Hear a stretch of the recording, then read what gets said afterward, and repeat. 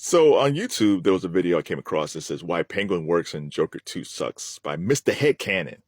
He put it out like 3 weeks ago. He had 83,000 views. So check that out if you can. I haven't watched it yet, so I'll watch it after I make my video because I don't want to be tainted by his ideas. But I'm sure his ideas were good. I just want to have my own thoughts. So I have my own ideas why I think Joker worked. I mean, Penguin worked and Joker 2 didn't. So there's two expectations and source material. Expectations. There were no expectations on the Penguin. Yeah, there was some anticipation because, the Batman 2 won't be out till 2026. The Batman 1 came out in 2022. So the Penguin was like a nice in between the two films.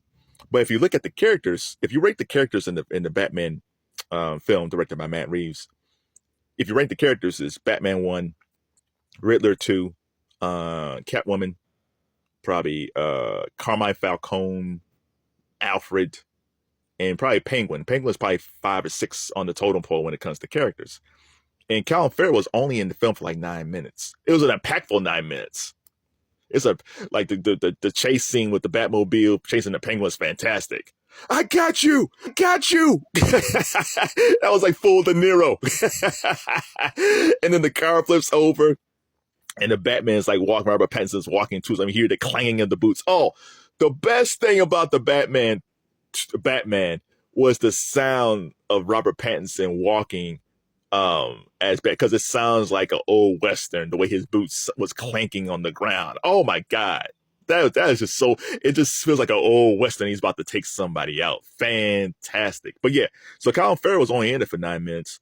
He was only in for 5 to 6 scenes. And I knew it was Colin Farrell. For a lot of people, they didn't know it was Colin Farrell. It happened a lot, but they said, man, that guy who played the Penguin was really good. And he said, well, it's Colin Farrell. And he said, what do you mean? No, it's Colin Farrell because he is unrecognizable. The accent, my name's Oswald. The whole thing from New York, Sophia Falcone. That whole thing he does with his voice is just fantastic. So when they said the Penguin was going to have a TV series, because I think they thought about doing a spinoff movie, but they had so much material that they figured, okay, let's do a series instead. And there was no expectations. Like Colin Farrell was the most known actor. There's a lot of actors in it that you see all the time, but you just didn't know their name. Christina Milioti, if you're a fan of Christina Milioti, you knew who she was. I knew her from The Wolf of Wall Street, but I didn't follow her career. I am now because she's amazing, just amazing. But I'm a bigger fan of Christina Milioti now, but I didn't know her prior to Penguin that well. So it was really Colin Farrell in a cast of unknowns, and it was going to be on HBO Max.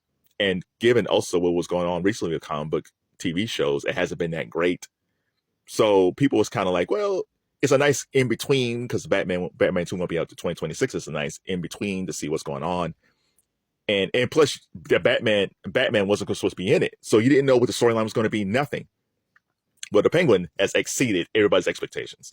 Penguin right now is probably one of the highest rated shows of the year. So it'll probably be at the year's end, the top 10 shows of the year. The Penguin will probably be either in the top 3, number 1 in the top 10. To me, is Penguin, Mr. and Mrs. Smith, and Shogun. That's the top 3 shows for me. So the expectations for Penguin was low and went really high. The expectations for Joker 2 was very high and went very low. It was 5 years. Joker 1 came out in 2019. Joaquin was the Oscar. It makes $1 billion. And you're just anticipating the way it ended. It didn't need a sequel, but once the people said it was going to be a sequel, people became very excited. And the chance of that being better than the first Joker was kind of slim to none. The first Joker was pretty perfect. And I don't think people were expecting an Empire Strikes Back or an Aliens or a Dark Knight or Spider-Man 2 or X-Men 2 or Superman 2. I mean, it would be great if it exceeded Joker 1, but I don't think people felt that way. They just felt like, as long as it's good enough, as long as it's close to the original, we'll accept that. But it wasn't, in my eyes. Now, some people, since this has been on streaming, some people say, hey, it's not really that bad. It's not a horrible film. It's just the ending was bad to me. I listen, I appreciate Todd Phillips for trying to do something different. But the problem is he alienated the fans, which takes me to number 2, source material. Matt Reeves, when he directed The Batman, he took inspiration from 2 Batman stories and some others too. The Long Halloween and Year One. Chris Nolan did the same thing for the Dark Knight trilogy. The difference between Matt Reeves and Chris Nolan is Matt Reeves was a big Batman guy. He was a big comic book guy. So he already was reading this stuff before, and then when he got into the director's chair, he just immersed himself in that whole culture. Chris Nolan wasn't a comic book guy, but because he took over this series, he's rebooting the Batman series. He immersed himself in everything Batman. He did the same thing with Oppenheimer. He immersed himself in everything Oppenheimer, and that's why Oppenheimer was so good. It's the same thing with Batman Begins and The Dark Knight. Is that he just like, I'm doing all things Batman. I'm taking inspiration from different stories that I'm finding. I have my own story, yes, but I'm going to craft my own story of the source material that I found. And for the life of me, I don't understand why this should be the basis of all comic book movies and TV shows.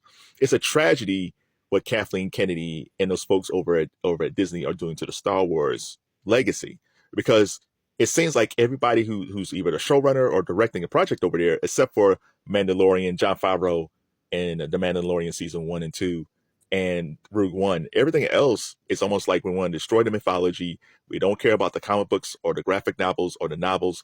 All this rich source material has been around for decades. Screw all that stuff. We're going to create our own mythology. And you're not only alienating the fans, you're taking away the basis of the story of what Star Wars is, and then destroying it. Kathleen Kennedy did the same thing to Raiders of the Lost Ark. You have all this rich source material with Raiders of the Lost Ark and with Spielberg and Lucas, and you just destroyed it for what? For what? For no reason, because you're trying to make some type of point. It's ridiculous. And this like this whole woke thing. It's not that. To me, it's just bad writing and bad show running. Like the showrunners that Matt Reeves has for the Penguin, because Matt Reeves, he's not show running it or he's not writing it. He has a great team. They're also taking source material from the comic books. Like the whole, like Sophia Falcone is now Sophia Gigante. You know, she went so I enjoy saying Sophia Falcone, but now she's like Sophia Gigante. I love the Gigante. but the Gigante family is from the comic books, just like the Falcone family is from the comic books. The Penguin has its own storyline. It's its own unique story, but they took ideas from the comic books as Easter eggs throughout the whole series that I might not recognize, but probably the fans of the Batman universe do recognize. And I don't know why Todd Phillips with the Joker was so anti-fan. The fans made that film $1 billion. The fans got Joaquin an Oscar. The fans probably got you new deals with other studios because the Joker was a hit. Why wouldn't you take this rich source material that involves the Joker and Harley Quinn and use some of that in Joker 2? It does not make any sense. I get that you want to create your own story. I get that you have your own vision, which is totally fine. But give the fans something.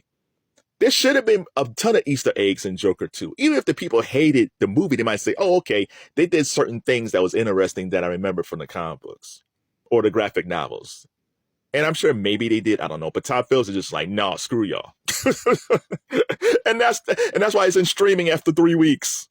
So what do you guys think? For people who've seen Penguin and Joker 2, why did the Penguin work and the Joker didn't? And maybe you're the opposite. Maybe you think Joker 2 works and the Penguin does it. Give me your thoughts. Sophia Falcone.